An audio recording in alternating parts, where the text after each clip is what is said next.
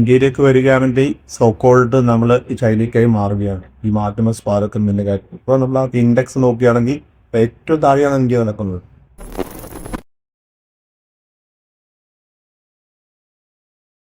അപ്പോൾ നേരത്തെ നമ്മൾ പറഞ്ഞല്ലോ ഇന്ത്യയിൽ ഒരുപാട് മാധ്യമ പ്രശ്നങ്ങളുണ്ട്. അതുപോലെ തന്നെ സാറ് ഒരുപാട് സ്ഥലങ്ങളിൽ വേറെ സന്ദർശിച്ചാണല്ലോ, ഒരുപാട് വേൾഡ് കപ്പിന്റെ ആവശ്യാർത്ഥം പിന്നെ ഒരുപാട് ജേർണലിസ്റ്റിന്റെ ഭാഗം തന്നെ ആയിട്ട്. അപ്പോൾ ഈ വേറെ രാജ്യങ്ങളിലോ അല്ലെങ്കിൽ ഇന്ത്യയിൽ നിന്നോ എന്തെങ്കിലും ഒരു രീതിയിൽ വിലക്കേർക്കപ്പെട്ടതായിട്ട് ഉണ്ടായിട്ടുണ്ടോ? നമ്മൾ ഈ സ്പോർട്സിലാവുമ്പോൾ ഇപ്പം നമ്മളിപ്പം ഒളിമ്പിക്സ് ആണെങ്കിൽ വേൾഡ് കപ്പാണൊക്കെ റിപ്പോർട്ട് ചെയ്യുമ്പോൾ നമുക്ക് റെസ്ട്രിക്ഷൻസ് ഇല്ല. നമ്മൾ സ്റ്റേഡിയത്തിലേക്ക് പോകുന്നു, മാച്ചസ് കാണുന്നു, അത് റിപ്പോർട്ട് ചെയ്യുന്നു എന്നുള്ളതാണ്. പക്ഷേ ചെറിയ പ്രശ്നങ്ങളുള്ളത് ഇപ്പോൾ നമ്മൾ ട്രാവൽ ചെയ്യുമ്പോഴൊക്കെ നമ്മുടെ നെയിം ഒരു പ്രശ്നമാണ്. ഇപ്പം മുസ്ലിം നെയിം എന്ന് പറയുമ്പോൾ എൻ്റെ പേര് മുസ്തഫ കമാൽ എന്നാണ്. അപ്പോൾ നമ്മളിപ്പോൾ ബ്രസീൽ സൈഡ്, അമേരിക്കൻ സൈഡിലേക്കൊക്കെ നമ്മൾ പോകുമ്പോൾ കർശനമായിട്ടുള്ള സ്കാനിങ് ആണ്. എനിക്ക് തന്നെ ഓർമ്മയുള്ളത് 2016 റിയോ ഒളിമ്പിക്സിൻ്റെ സമയത്ത്, ആ റിയോ ഒളിമ്പിക്സ് ഞാൻ സാവോ പോളോ, ബ്രസീലിയൻ സിറ്റിയാണ്, അവിടെ ഞാൻ പോയപ്പോൾ എൻ്റെ ലഗേജ് പരിശോധിക്കുന്നുണ്ട്. ലഗേജിൽ നമ്മൾ ഇവിടുന്ന് നമ്മൾ അവിടെ ഒരു ഒളിമ്പിക്സ് എന്ന് പറഞ്ഞാൽ 2 ആഴ്ച കാലമാണ്. അപ്പോൾ നമ്മൾ 2 ആഴ്ച കാലത്തേക്ക് അത്യാവശ്യം ഫുഡൊക്കെ നമ്മൾ കരുതും, കാരണം ബ്രസീലൊക്കെ ആയതുകൊണ്ട് നമ്മുടെ ഫുഡ് കിട്ടാത്തൊരു. അപ്പം നമ്മൾ ഒരു പൊടിയുണ്ട്, സാധാരണഗതിയിൽ കോഴിക്കോടൊക്കെ സുലഭമായി കിട്ടുന്ന ഒരു പൊടിയാണ്, നമ്മൾ ചായക്കൊക്കെ കഴിക്കാൻ ഉപയോഗിക്കുന്നത്. അപ്പോൾ ആ പൊടി, അവലോസ് പൊടി എന്നൊക്കെ പറയുന്നില്ല, അതിൻ്റെ ഒരു വേറെ പേരുണ്ട്, പേര് ഞാൻ പക്ഷേ മറന്നുപോയി. അപ്പോൾ ആ പൊടി ഭയങ്കരമായിട്ട് അവർ പറഞ്ഞു ഇത് കെമിക്കൽ വെപ്പണെന്ന് പറഞ്ഞു ഇവർ. ഇത് നമ്മൾ ഒരു കവറിലുള്ള പൊടിയാണ്. അപ്പോൾ ഞാൻ പറഞ്ഞു, ഇത് അവരുടെ ഇംഗ്ലീഷ് ഞാൻ പറഞ്ഞു കൊടുത്തു, വൺ ഓഫ് ദ ബേക്കറി അല്ലെങ്കിൽ സ്വീറ്റസ്റ്റ് ഐറ്റമാണെന്നൊക്കെ പറഞ്ഞു കൊടുത്തു. അവർക്ക് പക്ഷേ ഇംഗ്ലീഷൊക്കെ വലിയ പ്രശ്നമാണ് അവിടെ, അപ്പോൾ അവർക്ക് മനസ്സിലാവുന്നില്ല. അപ്പോൾ വേറൊരു ഓഫീസർ വന്നിട്ട് അത് വീണ്ടും, അപ്പോൾ ഇവർ ഈ കെമിക്കൽ വെപ്പൺ എന്നേ പറയുന്നുള്ളൂ. നമുക്ക് അവർ ഈ സ്പാനിഷും പോർച്ചുഗീസൊക്കെ കൂട്ടിയിട്ടാണ് സംസാരിക്കുക. അപ്പോൾ ഈ വെപ്പൺ, ഈ കെമിക്കൽ എന്നെനിക്ക് മനസ്സിലാവുന്നുണ്ട്. അപ്പോൾ എനിക്ക് തോന്നി ഇതിപ്പോൾ ഇവർക്ക് എത്ര പറഞ്ഞാലും മനസ്സിലാവും. അപ്പം ഞാനതിൽ സ്പൂൺ ഉണ്ടായിരുന്നു, ഞാൻ സ്പൂൺ എടുത്ത് ഞാൻ കാണിച്ചു കൊടുത്തു ഈ പൊടിയെടുത്തിട്ട്. അപ്പോൾ ഞാൻ പറഞ്ഞു ഇത് ഡെലീഷ്യസ് സാധനമാണ്, ഇന്ത്യൻ സാധനം എന്നൊക്കെ പറഞ്ഞു. അപ്പോൾ പിന്നെ അവർ അത് തിരിച്ച് പാക്ക് ചെയ്ത്. അപ്പം ഭയങ്കരമായിട്ടുള്ള അത്തരത്തിലുള്ള നമ്മളെ യാത്രകളിൽ ഈ നെയിമും, അപ്പോൾ അങ്ങനെയൊക്കെയുള്ള ചില എന്താ പറയുക ദുരനുഭവങ്ങളും ഉണ്ടായിട്ടുണ്ട്. പക്ഷേ റിപ്പോർട്ടിങ്ങിലേക്ക് വരുമ്പോൾ നമുക്ക് അങ്ങനത്തെ പ്രശ്നമൊന്നുമില്ല. ഇപ്പോൾ പറഞ്ഞല്ലോ കളിയോടുള്ള പ്രണയമാണ് അല്ലെങ്കിൽ അതിനോടുള്ള ഇഷ്ടമാണ് ഈ ഒരു സ്പോർട്സ് ജേർണലിസം എന്നുള്ള ഒരു കരിയറിലേക്ക് എത്താൻ കാരണം. അപ്പോൾ നമുക്ക് പറയാം ഇന്നത്തെ ഇന്ത്യൻ ഫുട്ബോളിൻ്റെ അവസ്ഥ വളരെ പരിതാപകരമായിക്കൊണ്ടിരിക്കുകയാണ്. ISL പോലത്തെ ഇന്ത്യയിലെ വൻനിര ലീഗുകൾ പോലും ഇല്ലാതാവുന്നുണ്ട്. അപ്പോൾ അതിനെക്കുറിച്ച് എന്താണ് പറയാനുള്ളത്? അതായത് നമ്മുടെ ഈ ക്രിക്കറ്റിൽ നമ്മൾ നോക്കുകയാണെങ്കിൽ സമ്പന്നരാണ് നമ്മൾ, അല്ലേ? കോടികളാണ് താരങ്ങളുടെ വരുമാനം എന്നൊക്കെ പറഞ്ഞാൽ, കോടികളാണ്. ക്രിക്കറ്റ് താരങ്ങൾക്ക് ലഭിക്കുന്ന പെൻഷൻ എന്നൊക്കെ പറഞ്ഞാൽ അതും ഭീകരമാണ്. ഭീകരം എന്ന് പറഞ്ഞാൽ അവർക്ക് കിട്ടുന്നുണ്ട്. നമ്മൾ ആ ഒരു താരതമ്യത്തിൽ ഫുട്ബോളിലേക്ക് വന്നു കഴിഞ്ഞാൽ നമ്മുടെ ഫുട്ബോളേഴ്സ് എന്ന് പറഞ്ഞാൽ ഇപ്പം മെസ്സി, റൊണാൾഡോ, നെയ്മർ, യമാൽ എന്നൊക്കെ പറഞ്ഞു കഴിഞ്ഞാൽ അവർ സമ്പന്നരാണ് ഫുട്ബോളിലൂടെ. ഇപ്പം നമുക്ക് അതേ ടാലൻ്റുള്ള നല്ല ഫുട്ബോളേഴ്സ് ഉണ്ട്. ഇപ്പം മുഹമ്മദ് സിനാൻ എന്ന് പറയുന്ന ഏറ്റവും ലേറ്റസ്റ്റ് ആയിട്ട് വന്ന പ്ലെയർ, അല്ലെങ്കിൽ നമ്മുടെ സഹൽ അബ്ദുൾ സമദ്, ആഷിഖ് കുർണി എന്നൊക്കെ പറഞ്ഞാൽ ഇപ്പോഴത്തെ ഈ വർത്തമാന കാലത്ത് കളിക്കുന്നവർ. ഇപ്പോൾ ISL ഇപ്പോൾ ഈ സീസൺ മുടങ്ങിക്കിടക്കുക. അപ്പോൾ ISL മുടങ്ങാനൊരു കാരണം എന്ന് പറയുന്നത് ഇപ്പോൾ സ്പോൺസർ, ഇപ്പം ഈ 2025 ഡിസംബറോടുകൂടി അവരുമായിട്ടുള്ള കരാർ അവസാനിക്കുകയാണ്. അപ്പോൾ അവർ പറഞ്ഞു ഈ കരാറ് നിങ്ങൾ പുതുക്കാതെ ഞങ്ങൾ തുടരില്ല എന്ന് പറഞ്ഞു. അതോടുകൂടിയാണ് അതൊരു സ്റ്റാൻഡ് സ്റ്റിലായത്. അപ്പോൾ ഈ കരാറെന്ന് പറഞ്ഞാൽ നമ്മളത് പഠിച്ചു നോക്കുമ്പോഴാണ് ഈ വരുമാനത്തിൻ്റെ, അതായത് ഇപ്പം ഇന്ത്യയിൽ ISL എന്ന് പറയുമ്പോൾ വിവിധ ടൗണുകളിലായിട്ട് വലിയൊരു 3-4 മാസക്കാലത്തെ വലിയ ചാമ്പ്യൻഷിപ്പാണ്. നമ്മൾ പ്രീമിയർ ലീഗ് എന്നൊക്കെ പറയുന്നത് വലിയ ലീഗാണത്. അപ്പോൾ വളരെ എക്സ്പെൻസീവാണ്. പക്ഷേ നമ്മൾ സ്പോൺസേഴ്സിനെ നമുക്ക് ലഭിക്കുന്നില്ല. ഗാലറി നമ്മൾ നോക്കിക്കഴിഞ്ഞാൽ ആളുകളില്ല. ഗാലറികളിലേക്കൊക്കെ ആളെത്തിക്കഴിഞ്ഞാലാണ് വരുമാനം ഉണ്ടാവുക. അതേസമയത്ത് അപ്പം ആ സാമ്പത്തികമായിട്ട് വലിയ നഷ്ടത്തിലേക്ക് പോയി. അപ്പം ഇപ്പോഴത്തെ കരാർ പ്രകാരം അഖിലേന്ത്യാ ഫുട്ബോൾ ഫെഡറേഷന് വരുമാനത്തിൻ്റെ ഒരു 5% കൊടുക്കണം. അപ്പം ഈ സ്പോൺസേഴ്സ് പറയുന്നത് ഞങ്ങൾക്ക് തന്നെ വരുമാനം ഇല്ല, ഇത് നടത്തിപ്പ് തന്നെ വലിയ നഷ്ടത്തിലാണ്. അപ്പോൾ ഈ നഷ്ടത്തിൽ കലാശിക്കുന്ന ഒരു ചാമ്പ്യൻഷിപ്പിൽ ഇത്ര ശതമാനം നിങ്ങൾക്ക് വേണമെന്ന് പറയുമ്പോൾ തരാൻ പറ്റില്ല. അപ്പോൾ അങ്ങനെ ഒരു തർക്കം വരികയാണ്. ആ തർക്കത്തിൻ്റെ അടിസ്ഥാനത്തിലാണ് സ്പോൺസർ ഇല്ല എന്ന് പറഞ്ഞത്. ഇപ്പം പുതിയ സ്പോൺസറെ തേടുമ്പോൾ പുതിയ സ്പോൺസർ കിട്ടാനുമില്ല. അപ്പോൾ ഇപ്പോഴും നമ്മൾ കഴിഞ്ഞ ദിവസങ്ങളിലൊക്കെ കൊടുത്ത വാർത്ത എന്ന് പറഞ്ഞാൽ ഈ താരങ്ങൾ സന്ദേശ് ജിങ്കാൻ എന്ന് പറയുന്ന ഇന്ത്യയുടെ നല്ല ഡിഫൻഡറാണ്. അയാൾ വീഡിയോസിൽ വന്ന് പറയുകയാണ് വലിയ പട്ടിണിയിലാണ് കളിക്കാർ. അപ്പം 10 ടീമാണെങ്കിൽ ഈ 10 ടീമുകൾക്കും അവർക്ക് താമസം, ഭക്ഷണം, പ്രാക്ടീസ് എന്നൊക്കെ പറഞ്ഞിട്ട് ഓരോ ഫ്രാഞ്ചൈസീസും കോടിക്കണക്കിന് രൂപ ചിലവഴിക്കുകയാണ്. അപ്പോൾ കളിയില്ലാതെ ഇവർക്ക് ഇത്രയും കാശ് കൊടുക്കാനൊന്നും ആർക്ക് ഈ ഫ്രാഞ്ചൈസികൾക്ക് താല്പര്യമില്ല. അപ്പോൾ നമ്മുടെ ഫുട്ബോൾ എന്ന് പറഞ്ഞാൽ നമ്മളിപ്പം നമ്മുടെ റാങ്കിങ് നോക്കിക്കഴിഞ്ഞാൽ ഫിഫ റാങ്കിങ്ങിൽ നമ്മൾ കിടക്കുന്ന 133ലാണ്. അഫ്ഗാനിസ്ഥാൻ എടുക്കുക, ബംഗ്ലാദേശിന് എടുക്കുക, അവരൊക്കെ വളരെ മുന്നിലാണുള്ളത്. അപ്പോൾ നമ്മുടെ ഫുട്ബോൾ അത്തരത്തിൽ പോവാനൊരു കാരണം നമ്മുടെ ഈ ഞാൻ നേരത്തെ പറഞ്ഞ കായിക രാഷ്ട്രീയമാണ്. ഇപ്പം ടീം സെലക്ഷനാണെങ്കിൽ ടീം സെലക്ഷനിലൊക്കെ നമ്മൾ ജാതിയും മതങ്ങളൊക്കെ കൂട്ടിക്കലർത്ത് പലർക്കും അറിയില്ല ഈ സാധനം. ഞാൻ പറഞ്ഞില്ല, ഏഷ്യ കപ്പ് ഇപ്പം കഴിഞ്ഞ 2023 ഏഷ്യ കപ്പ് പിന്നെ ഖത്തറിൽ നടന്നപ്പോൾ ഈ ഇന്ത്യൻ ടീമിൻ്റെ ഫസ്റ്റ് 11 തീരുമാനിക്കുന്നത് പോലും താരങ്ങളുടെ ജാതകമൊക്കെ നോക്കിയിട്ടാണ്. ഇപ്പം ഒരു ഫുട്ബോളർ അറിയപ്പെടുന്നത് അയാളുടെ മികവിലല്ലേ, അല്ലേ, അയാളുടെ കരുത്തിലാണ്. അപ്പം മൈതാനത്ത് വരേണ്ട 11 പേരും കരുത്തരായിരിക്കണം. പക്ഷേ നമ്മൾ ഈ 11 പേരെ നക്ഷത്രവും ജാതിയും മതവും അവൻ്റെ ഈ പ്രാദേശികവാദമൊക്കെ നോക്കിയിട്ടാണ് സെലക്ട് ചെയ്യുന്നത്. അതുകൊണ്ടാണ് ഈ ഫുട്ബോൾ ഇല്ലാതായിട്ട് മാറുന്നത്. ഇപ്പം നമ്മൾ ഈ അടുത്ത വർഷം വേൾഡ് കപ്പ് നടക്കാൻ പോവാം. ഇതുവരെ വേൾഡ് കപ്പിൽ 32 ടീമുകളായിരുന്നു. ഇപ്പം അടുത്ത അമേരിക്ക, മെക്സിക്കോ, കാനഡ വേൾഡ് കപ്പിൽ 48 ടീമുകളാണ്. ഏഷ്യയിൽ നിന്ന് 8 ടീമുകളുണ്ട്. ആ 8ൽ പോലും നമ്മൾ എവിടെയില്ല, നമ്മൾ ഫസ്റ്റ് റൗണ്ട് പുറത്തായി. ഇപ്പം നമ്മൾ ഏറ്റവും ഒടുവിലായിട്ട് നമ്മളൊക്കെ കൊടുത്ത ഒരു വാർത്തയുടെ ഒരു കൊച്ചു ആഫ്രിക്കൻ കൺട്രി ഉണ്ട്. ആ കൺട്രി എന്ന് പറഞ്ഞാൽ കോഴിക്കോട് കോർപ്പറേഷൻ്റെ പോപ്പുലേഷൻ മാത്രമാണ് ആ രാജ്യത്തിനുള്ളത്. കേപ്പ് വെർദെ എന്നാണ്. ആ രാജ്യം വേൾഡ് കപ്പിന് യോഗ്യത നേടി. അപ്പോൾ നമ്മൾ എല്ലാ സ്ഥലത്തും നമ്മൾ കാഴ്ചക്കാരായിട്ട് പോകുന്നു, കൈയടിക്കുന്നു എന്നല്ലാതെ അതാണ് അവസ്ഥ. അപ്പം അതിൽ ഈ കായിക രാഷ്ട്രീയം ഇല്ലാതാക്കി കഴിഞ്ഞാൽ നമുക്ക് മികവിന് മാത്രം അംഗീകാരം കൊടുത്ത നല്ല ഫുട്ബോൾ ടീമിനുണ്ടാകും. ഇപ്പോൾ നമ്മൾ പുറത്ത് ഒരുപാട് മാധ്യമ പ്രവർത്തനങ്ങൾ ചെയ്യുന്നതുകൊണ്ട് തന്നെ അവിടെ ഇപ്പോൾ ഉദാഹരണത്തിന് ഇപ്പോൾ നമ്മളിപ്പോൾ ഖത്തർ പോവുകയാണെങ്കിൽ അവിടുത്തെ മാധ്യമ പ്രവർത്തനങ്ങൾ നമുക്ക് വീക്ഷിക്കാൻ കഴിയും. അപ്പോൾ നിലവിൽ ഇപ്പോൾ ടെക്നോളജി ഒക്കെ വളർന്നു വരികയാണ്. അപ്പോൾ ഇപ്പോൾ ചർച്ച ചെയ്യപ്പെടുന്ന ഒരു വിഷയം കൂടിയാണ് ടെക്നോളജി, റെയിൽവേ, ജേർണലിസം, എത്തിക്സ്. അപ്പോൾ അതിനെക്കുറിച്ച് സംസാരിക്കുകയാണെങ്കിൽ അല്ലെങ്കിൽ പുറം രാജ്യങ്ങളിൽ നിന്ന് നമുക്ക് എന്തൊക്കെ ഇങ്ങോട്ടേക്ക് കടമെടുക്കാം എന്നുള്ളതിനെ കുറിച്ചൊക്കെ സംസാരിക്കുകയാണെങ്കിൽ, അതായത് ടെക്നോളജി നമ്മൾ വളരെ പിറകിലെപ്പോഴും നമ്മൾ ടെക്നോളജിക്ക് യൂസ് ചെയ്യുന്നുണ്ട്. ഞാൻ ഒറ്റ ഉദാഹരണം പറയാം വളരെ പെട്ടെന്ന്.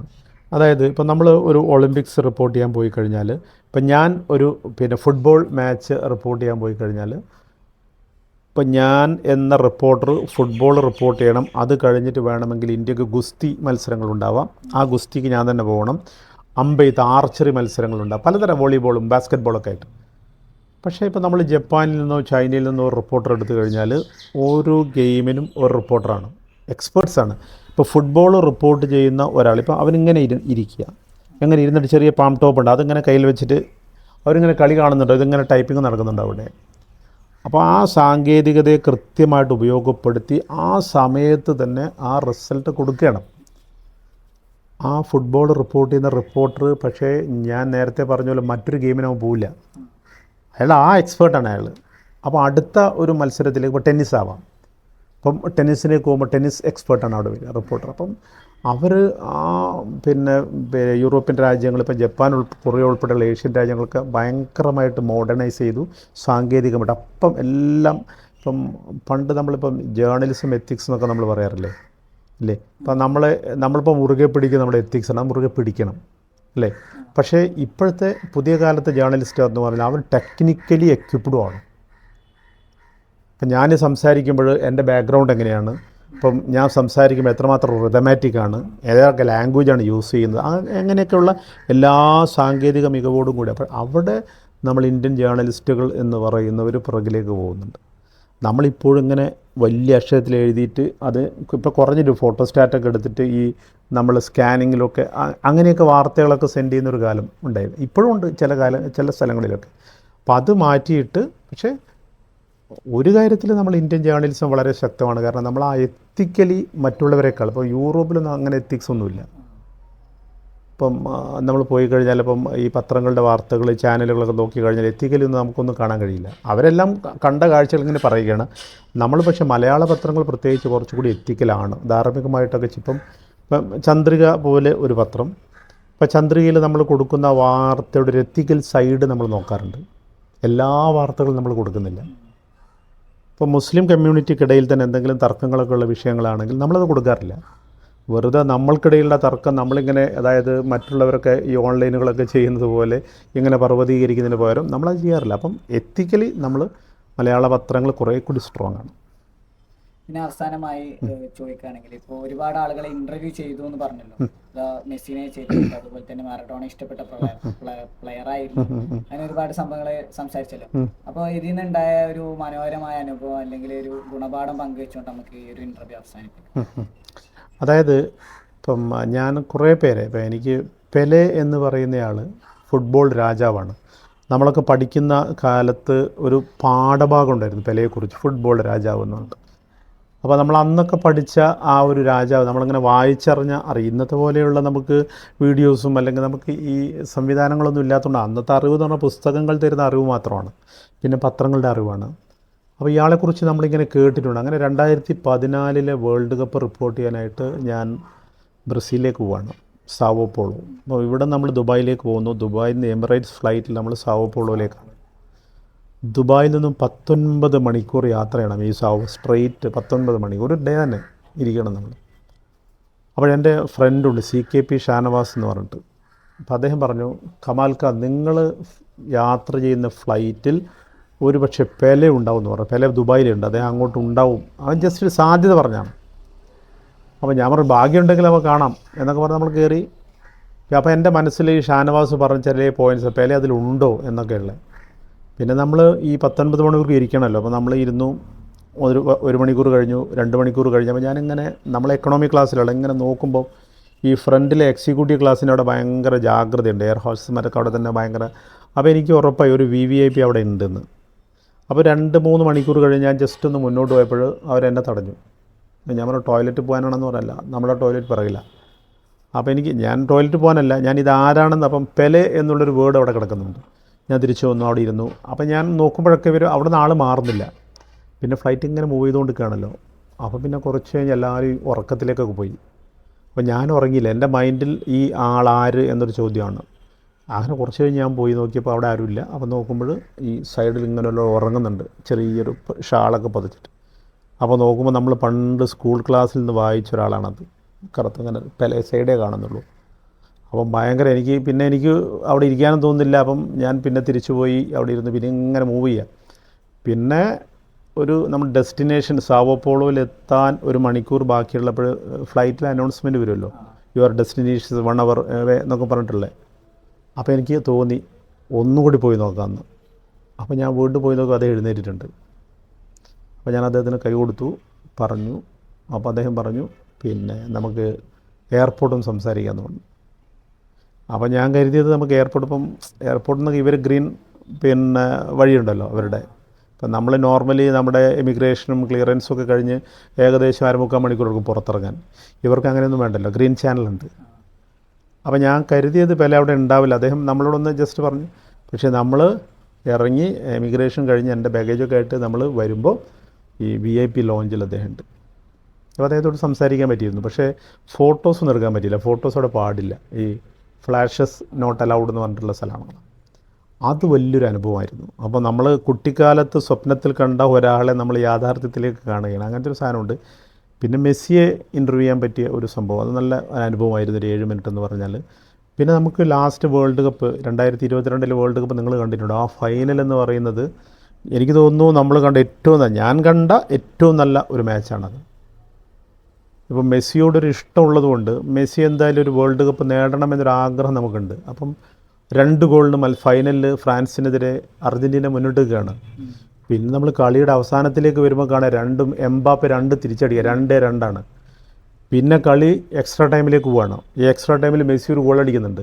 അപ്പോൾ വീണ്ടും നമ്മൾ ഒന്ന് ഉഷാറായി, കാരണം മെസ്സിക്ക് തന്നെ അല്ലെങ്കിൽ അർജൻറ്റീനക്ക് തന്നെയാണെന്ന് കരുതി. പിന്നെ പെനാൾട്ടി വരുന്നു, 3-3 മാറും. പിന്നെ ഷൂട്ടൗട്ടാണ്. ഷൂട്ടൗട്ട് എന്ന് പറഞ്ഞാൽ ഭാഗ്യ നിർഭാഗ്യം എന്തും സംഭവിക്കാം. അപ്പോൾ പിന്നെ നമ്മൾ അങ്ങോട്ട് തിരിഞ്ഞിരുന്നു. കാരണം ടെൻഷൻ കൊണ്ട്. കാരണം ഇത് എന്തെങ്കിലും ഫോൾട്ട് ഇപ്പം ഞാൻ 2014 വേൾഡ് കപ്പ് ഇതേപോലെ സംഭവിച്ച ജർമ്മനിയും അർജൻറ്റീനയായിരുന്നു ഒന്ന് ഫൈനൽ 2014. എനിക്കിപ്പോഴും ഓർമ്മയുണ്ട്, മരക്കാന സ്റ്റേഡിയത്തിൽ വെച്ചിട്ട്. അപ്പോൾ നമ്മളെന്തായാലും അർജൻറ്റീന അല്ലെങ്കിൽ മെസ്സി കപ്പടിക്കുമെന്നൊക്കെ കരുതി ആ ലാസ്റ്റ് ഘട്ടത്തിലാണ് ഒരു ഗോളിന് ജർമ്മനി ജയിക്കുന്നത്. അന്ന് ഈ കരഞ്ഞുകൊണ്ട് ഈ കപ്പിൻ്റെ അടുത്തിലൂടെ ഇങ്ങനെ പോകുന്നൊരു മെസ്സിയുടെ ചിത്രം നമ്മുടെ മൈൻഡിലുണ്ട്. നമ്മളടുത്ത് കൂടിയാണ് പോയത്. അതേപോലെ സംഭവിക്കുമെന്ന് കരുതിയിട്ട് പിന്നെ നമ്മളങ്ങോട്ട് ഈ ഷൂട്ടൗട്ടിലേക്ക് ആരവങ്ങൾ മാത്രം, അതായത് പറയാമല്ലോ നമുക്ക്, ആ സ്റ്റേഡിയം നിറയെ അർജൻറ്റീനക്കാരെന്ന് പറഞ്ഞാൽ മലയാളീസും ഉണ്ട്. അപ്പോൾ അർജൻറ്റീന ഗോളടിച്ചാൽ ഭയങ്കര ആരവമായിരിക്കും, അത് നമുക്കറിയാം. അപ്പോൾ നമ്മൾ തിരിഞ്ഞ് നിന്നാൽ അങ്ങോട്ട് നോക്കാതെ നമുക്കറിയാം ഈ സംഭവം. അങ്ങനെ നോക്കുമ്പോൾ ആദ്യം നിങ്ങൾ പിന്നെ കണ്ടിട്ടുണ്ടാവുമൊക്കെ. പിന്നെ എന്തായാലും ഫ്രാൻസിൻ്റെ 2 കിക്ക്, ഒന്ന് മറ്റേ എമിലിയാനോ മാർട്ടിനസ് തടുക്കുന്നുണ്ട്, ഒന്ന് പുറത്തേക്കും പോകുന്നുണ്ട്. പിന്നെ ഭയങ്കര ആരവായിരുന്നു. പിന്നെ നമ്മൾ അപ്പോൾ കപ്പടിക്കുന്നു, പിന്നെ അദ്ദേഹത്തെ കാണുന്നു, പിന്നെ തുറന്ന ബസ്സിൽ ലുസൈൽ എന്ന് പറയുന്ന സ്ഥലത്തൂടെ ഇദ്ദേഹം ഇങ്ങനെ സഞ്ചരിക്കുന്ന കുറേ സാധനങ്ങളുണ്ടായിരുന്നു. അപ്പോൾ അങ്ങനെ കുറേ മുഹൂർത്തങ്ങളുണ്ട്. അത് വളരെ സന്തോഷമാണ്. അതിനൊപ്പം തന്നെ ഒരു പിന്നെ ഏറ്റവും വേദനിപ്പിക്കുന്നൊരു മുഹൂർത്തം എന്ന് പറയുന്നത്, അതുകൊണ്ട് പറഞ്ഞ് അവസാനിപ്പിക്കും അല്ലേ, സമയമുണ്ടോ? കഴിഞ്ഞ ക്രിക്കറ്റ് വേൾഡ് കപ്പ് 2023. അപ്പോൾ ഞാൻ വേൾഡ് കപ്പിൽ കുറേ മാച്ചസുമായിട്ട് ഫൈനൽ നമ്മൾ അഹമ്മദാബാദിലെ നരേന്ദ്രമോദി സ്റ്റേഡിയത്തിൽ 1.5 ലക്ഷം പേരുണ്ട്.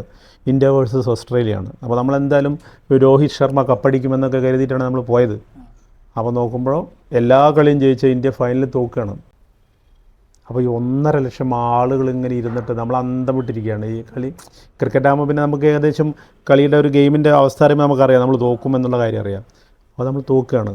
പിന്നെ എല്ലാവരും ഇപ്പം ആരും ട്രോഫി സമ്മാനിക്കുന്നത് കാണാനും നിൽക്കുന്നില്ല, എല്ലാവരും നിരാശരായിട്ട്. അപ്പോൾ നമുക്ക് ഇന്ത്യക്കൊരു വേൾഡ് കപ്പ് അപ്പോൾ ഞാൻ 2011 ഞാൻ കണ്ടിട്ടുണ്ട് കേട്ടോ, വാങ്കഡെ സ്റ്റേഡിയത്തിൽ നമ്മുടെ ധോണിയുടെ 6റും ആ സാധനങ്ങളൊക്കെ കണ്ടിരുന്നു. പക്ഷേ ഇത് പിന്നെ ആ എല്ലാ കളിയും ജയിച്ച് ഫൈനൽ മാത്രം തോറ്റ ഒരു നിരാശ.